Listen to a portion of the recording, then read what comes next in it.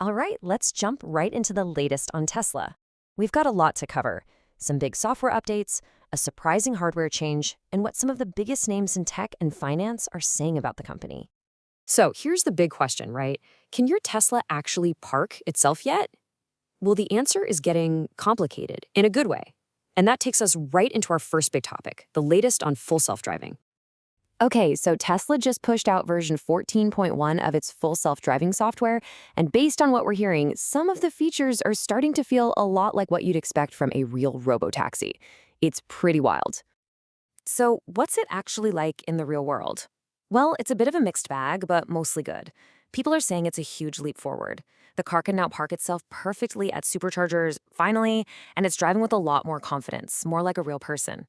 But it's still not perfect. You've still got these annoying little bugs. Like the turn signal just randomly blinking, or the car deciding it knows a better way than the route you already set. So the big picture, yeah, it's a major step up. But some of those old familiar quirks are definitely still hanging around. All right, moving on from software to hardware. And this is interesting because Tesla is actually making a U-turn on a pretty controversial design choice. It kind of shows a different side of the company. You might remember with the refreshed Model 3, they got rid of the turn signal stalk. The little stick you use to signal. It was replaced with buttons on the steering wheel. Now, the idea was all about minimalism, moving toward a self-driving future, but let's be real, a lot of drivers just hated it. It wasn't very practical. Well, it looks like Tesla was listening to all that feedback. And their response is pretty direct. For $595, you can now buy a kit to get that physical stock put back in your Model 3 if you're in the US. It's a super clear example of the company actually listening to what its users want. The whole conversation around Tesla and Elon Musk is getting bigger than just cars.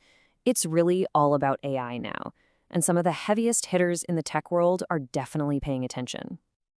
Check out this quote. This comes from Jensen Huang, the CEO of Nvidia. And let's be clear, Nvidia is basically the company that's powering this whole AI revolution. So when he says his only regret about Musk's AI company, xAI, is not giving them more money, wow, that's a huge vote of confidence. It tells you he thinks this thing is going to be a massive player.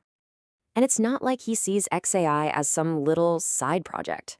He's putting it right up there with giants like OpenAI and Anthropic. He sees it as part of this new generation of AI developers that are literally reshaping, well, everything. So you've got this incredible confidence coming from the tech world, and you're seeing that same kind of energy over in the world of finance too. That never-ending battle over Tesla's stock price? It's still raging on. And speaking of that battle, investor Martin Shkreli had a pretty blunt message for anyone shorting Tesla stock. He basically said, guys, it's over. He won. His point is that after all this time, betting against Elon Musk has just been a terrible, terrible idea, and it's time for the critics to just admit they got it wrong. And he's not just talking. The numbers back it up in a big way. Since 2010, people betting against Tesla, the short sellers, have lost a collective, get this, $64.5 billion. Billion with a B. That is just a mind-boggling amount of money, and it really shows you how risky it's been to bet against this company. Okay, so let's tie all this together. We've got the FSD software, the hardware U-turn, the big tech praise, the Wall Street drama. What does it all mean? Well, when you piece it all together, you start to get a really clear picture of what Tesla is all about right now. And that picture is really a story of two things at once. On one hand, you have this company that is just sprinting ahead, pushing the limits of AI with things like the new FSD. But on the other hand, they're also pragmatic enough to listen to their customers and say, you know what? We might have missed the mark on that turn signal. Let's fix it. They're getting huge props from the leaders in tech and finance, but at the same time, they're still one of the most debated, controversial companies on the planet. So that kind of leaves us with one final thought to chew on. As Tesla's AI just keeps getting smarter and their influence keeps growing, what's the real challenge here? Is it perfecting the technology itself, squashing those last few bugs?